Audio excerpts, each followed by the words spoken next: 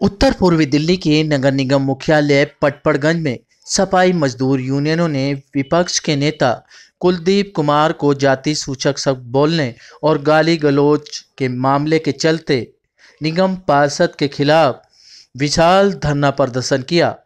इसी कड़ी में all municipal corporation staff union व अखिल भारतीय वाल्मीकि महासभा के तत्वाधान में भारी संख्या में यूनियन के लोगों ने मेयर का घेराव किया और मेयर के रूम के आगे जमकर नारेबाजी भी की।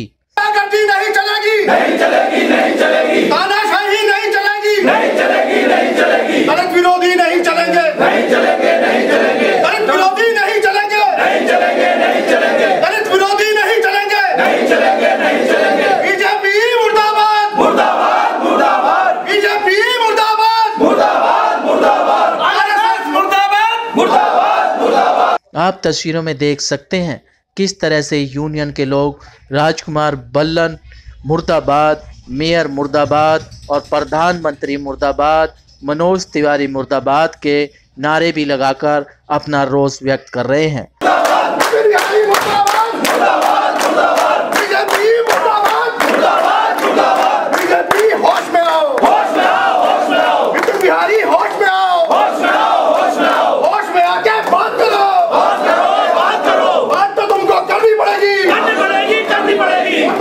छोड़नी पड़ेगी, छोड़नी पड़ेगी, छोड़नी पड़ेगी, बात तो तुमको करनी पड़ेगी, करनी पड़ेगी, करनी पड़ेगी, वरना कुर्सी छोड़नी हो पड़ेगी, छोड़नी पड़ेगी। नारी बन गया, हाय हाय, आरएसएस, हाय हाय, आरएसएस, हाय हाय, बीजेपी, हाय हाय, नरेंद्र मोदी, हाय हाय, नरेंद्र मोदी, हाय हाय, मनोज तिवारी, हाय हाय। वहीं यूनियन के नेताओं का कहना था कि जब तक राजकुमार बल्लन लिखित में नेता विपक्ष कुलदीप कुमार से माफी नहीं मांगते हैं तब तक ये धरना प्रदर्शन यूं ही जारी रहेगा। देखिए, जैसा कि आपको मालूम है, अभी 2-3 दिन पहले सदन में काउंसलर की बैठक थी। वहां चौधरी बल्लन जी ने और हमारे जितने भी बीजेपी निगम पार्षद हैं, उन्होंने नेता विपक्ष कुलदीप कुमार जी को गाली गलौज की, अभद्र व्यवहार किया और मारपीट करने का प्रयास किया। मैं पूछना चाहता हूं कि आखिर कौन सा गुनाह किया कुलदीप कुमार जी ने? केवल मजदूरों की मांग उठाई, मजदूरों के हित की बात की, और जब आरएसएस का नाम लिया तो आरएसएस के पिट्ठुओं ने उन पर हाथ उठाने का प्रयास किया। आरएसएस मुर्दाबाद, मुर्दाबाद, मुर्दाबाद, आरएसएस मुर्दाबाद, मुर्दाबाद, मुर्दाबाद, गाली गलौज की। ये काउंसलर्स हैं, ये कोई आतंकवादी नहीं है। मैं पूछना चाहता हूं, आखिर कौन सा गुनाह किया कुलदीप कुमार जी ने जो इन्होंने उनके साथ इस तरह की बेइज्जती की, अभद्र व्यवहार किया या मारपीट करने का प्रयास किया? उन्होंने सदन में केवल यही कहा कि भाई आप मजदूरों का वेतन समय पर दें, मजदूरों को पक्का करें।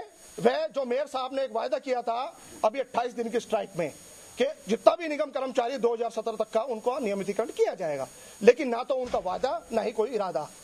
तभी कुलदीप कुमार जी ने कहा कि आप गरीबों को, दलितों को उनका हक दें, और हक मांगना कोई गुनाह नहीं है, हक हमारा अधिकार है और हम अपना अधिकार छीनना जानते हैं।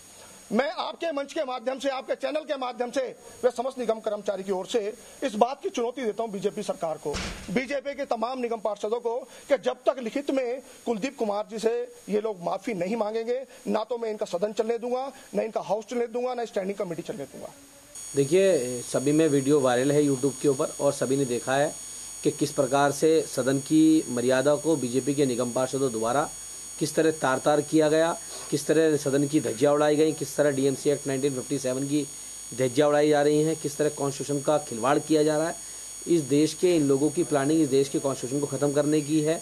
ये लोग अपने तरह से सदन को, अपनी तरह से लोकसभाओं को, विधानसभाओं को चलाना चाहते हैं, लेकिन मैं इन लोगों को बताना चाहता हूं कि आज देश के अंदर दलित जागरूक हो चुका है, वो अपने हक और अधिकारों की लड़ाई के लिए जागरूक है। और वो मैं हर बार कहता रहा हूँ, आज भी कह रहा हूँ कि हम सदन से संसद तक, जमीन तक लड़ने की लड़ाई के लिए हम लोग तैयार बैठे हुए हैं और अपने हक अधिकारों को मांग के लेंगे, और मांग के लिए मिलेंगे तो छीन के लेंगे, और उनकी आवाज़ को जहाँ तक उठाना पड़ेगा हम लोग उठाएंगे, जहाँ तक भी हमें जाना पड़ेगा। अगर हमारे सफाई कर्मचारी वक्त के लोगों के साथ अगर धोखा होगा, अन्याय होगा, उनको गुमराह किया जाएगा, तो विपक्ष उसकी आवाज़ को उठाने के लिए, उसकी आवाज़ को बल देने के लिए विपक्ष भूमिका निभा रहा है, और वो ऐसी भूमिका निभाता रहेगा। और जिस प्रकार हम लोगों ने, हमारे साथ वहाँ दुर्व्यवहार हुआ है, उसके लिए हम लोगों ने थाने में कंप्लेंट दी है और मामला दर्ज करने के लिए अभी पुलिस को कहा है, लेकिन पुलिस भी अपना दोहरा रवैया अपनाते हुए उस पर अभी तक कोई FIR नहीं की है। अभी आगे पता लगेगा किस प्रकार होगा, वो आगे जाके हमें कोर्ट में जाना पड़ेगा, यहीं से उस पर FIR दर्ज होगी। और जिस प्रकार से तानाशाही पूरे देश के अंदर और नगर निगम के अंदर भाजपा की जारी है, हम इनके घोटालों को लगातार खोल रहे हैं, हम इनकी पोल पट्टियों को लगातार खोल रहे हैं, लेकिन ये लोग चाहते हैं कि सदन के अंदर इनके घोटालों पर चर्चा ना हो, केवल जो ये बिल लेके आते हैं कमीशन खोरी के वो पास कर दिए जाए और विपक्ष उसमें कुछ ना बोले। प्रदर्शन जैसा कि हमारे राजकुमार दिगान जी बता चुके हैं कि एक निगम पार्षद को जब जितवाकर हम बड़ी उम्मीदों के साथ यहाँ निगम में पहुंचाते हैं, अगर वही निगम पार्षद दूसरे भाई अगर आवाज उठा रहे तो उनका समर्थन ना कर उनकी आवाज को दबाना बिल्कुल बर्दाश्त नहीं किया जाएगा।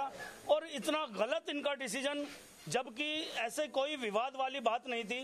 क्या बीजेपी को ये लग रहा है कि अब हम हिंदुस्तान से बिल्कुल सुपड़ा साफ होने वाला है?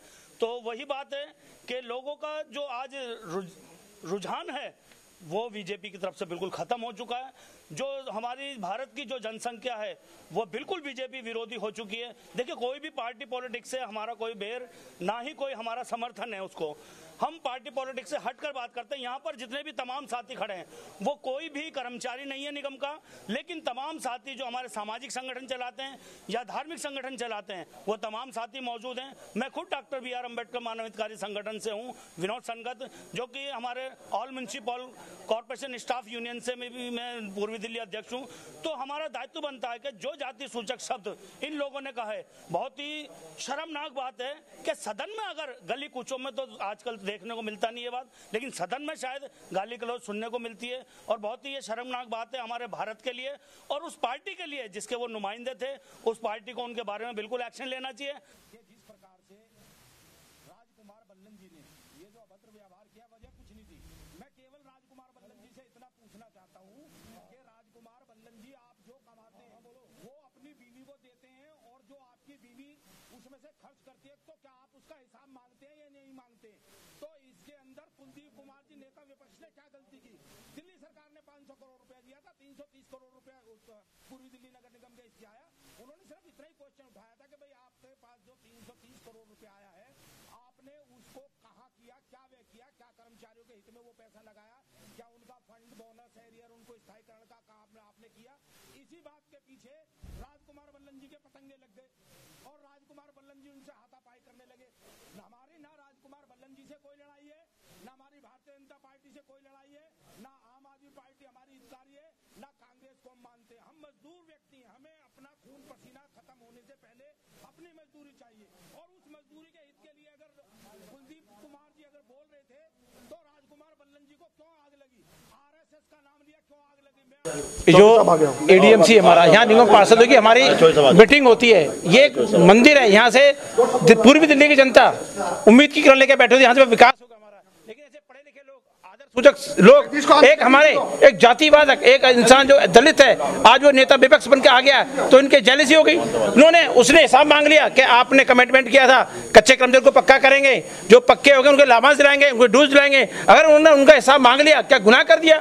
फिर उस पर जो हमारे निगम के चुने हुए नुमाइंदे हैं, जिनको समाज ने चुन के भेजा है जनता ने, वो ऐसे आदत सूचक मतलब अब शब्द बोल रहे हैं, उसको माँ की बहन की गालियाँ दे रहे हैं, खाली इसलिए कि वो दलित समाज से बिलोंग करता है।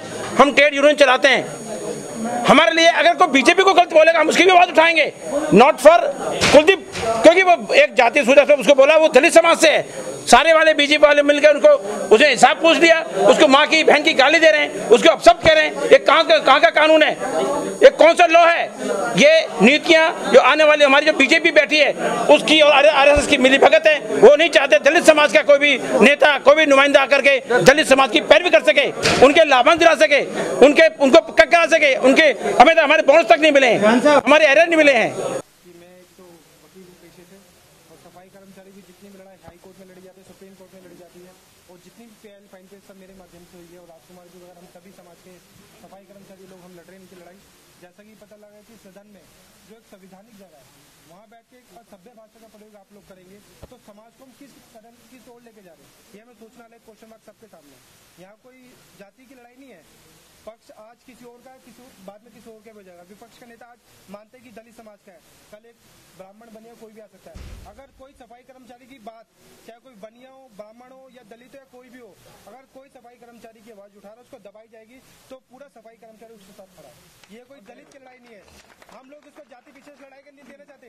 ये सफाई कर्मचारी के मुद्दे पे बात हुई है तो हम इसकी बात कर रहे हैं, क्योंकि सफाई कर्मचारी की बात भाई कुलदीप कुमार ने जैसे उठाया और उनको मैंने सुना कि गाली गुप्ता इस तरीके से, तो ये होना चाहिए। आप लोग बताइए, आप तो मीडिया के इतने बड़े लोग हैं, आपको खुद समझ होना चाहिए कि आप चुन के आए हुए प्रत्याशी है और आप गाली गलौज देंगे तो हम उससे क्या सीखेंगे? हम अपने देश को कहाँ लेके जा रहे हैं? आरएसएस कितनी बड़ी एक संस्था है, क्या उनमें से ऐसी मैन्युफैक्चरिंग होती है? आप लोग समझ सकते हैं कि यदि आरएसएस के लोग ऐसे गाली दे तो आरएसएस ऐसे ही लोग निकलते हैं। और इसी पे हम लोग आपके साथ है। और भाई कुलदीप कुमार को जिस तरीके से किया, हम उनकी हर तरह की लड़ाई में उनके साथ है। और सफाई कर्मचारी हर तरह की समस्या हम समस्या का समाधान करवा के में ये आ रहा है कि महापौर के कार्यालय के अंदर चाइना का डेलीगेशन आया हुआ है, पूर्वी दिल्ली को ये ठेके पर दे रहे हैं चाइना की कंपनी को। आपको कैसा लग रहा है? देखिए महापौर जी के अंदर बैठा हुआ है। निगम कर्मचारी किसी के बाप की विरासत नहीं है, ना ये पूर्वी दिल्ली किसी के बाप की विरासत है। मेयर साहब केवल 1 वर्ष के लिए यहाँ शासन करने के लिए आए और हम 60 वर्ष तक शासन करते हैं। मैं इस चैनल के माध्यम से आप तमाम साथियों को साक्षी मानकर आपके सामने बीजेपी को व निगम प्रशासन को चुनौती देता हूं कि वो निगम कर्मचारियों को या किसी अन्य विभाग को ठेकेदारी में करके दिखाएं, इसका मुंह तोड़ जवाब देंगे। ना तो ये बिल्डिंग रहेगी ना ये अधिकारी रहेंगे। चाइना के डेलीगेशन अंदर आया हुआ, उनकी पूरी प्रतिक्रिया हो गई है, सब कुछ हो गया है। वो एक चाइना की कंपनी को पूर्वी दिल्ली के कर्मचारी ठेके पर दे रहे हैं। देखिए, चाहे चाइना हो, इंग्लैंड हो या अमेरिका हो, काम कर्मचारी को करना है, ना कि चाइना के कर्मचारी को। और ये प्राइवेट कर्मचारी लगा के दिखाएं, हमें ठेकेदारी में करके दिखाएं, हम इनको मुंह तोड़ जवाब देंगे। यदि ये हमें ठेकेदारी में करने का काम करेंगे तो हम इनको जड़ से उखाड़ने का काम करेंगे। इन लोगों ने चेतावनी दी कि यदि माफीनामा नहीं लिखा गया तो तमाम बीजेपी पार्षदों के घर कूड़े के ढेर लगा दिए जाएंगे, चाहे उन्हें जेल ही क्यों ना जाना पड़े। सिटी न्यूज़ दिल्ली संवाददाता रविंदर कुमार की रिपोर्ट।